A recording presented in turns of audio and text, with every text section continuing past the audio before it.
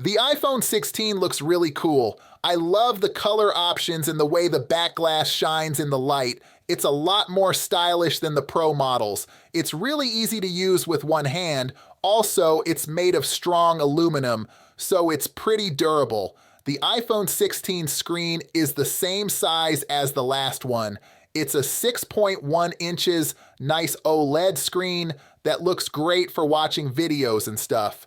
The screen is pretty bright, but it's not as bright as the iPhone 15. It's still easy to see in sunlight though. The iPhone 16's dual cameras are truly impressive. They're one of the best things about this phone. The ultra-wide camera is particularly impressive as it allows you to take incredibly detailed, close-up photos. I took some photos of flowers with it, and they were so sharp and clear that it felt like I was looking at them through a microscope. One thing that I really like about the iPhone 16's cameras is that they are very versatile. You can take great photos in almost any situation.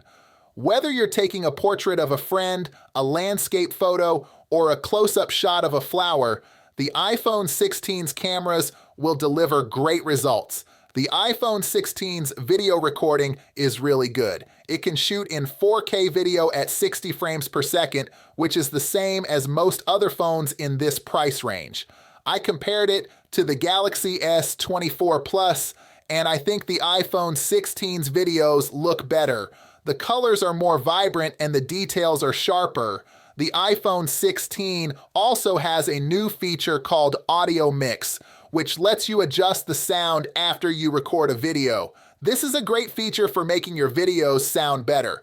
You can use it to reduce background noise or make your voice sound louder.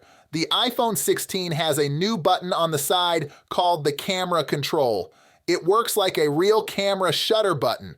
You can press it to take a photo or press and hold it to record a video.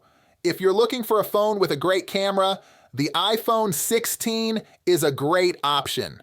You won't be disappointed. The iPhone 16 has a new A18 chip that is faster than the A16 Bionic chip in the iPhone 15.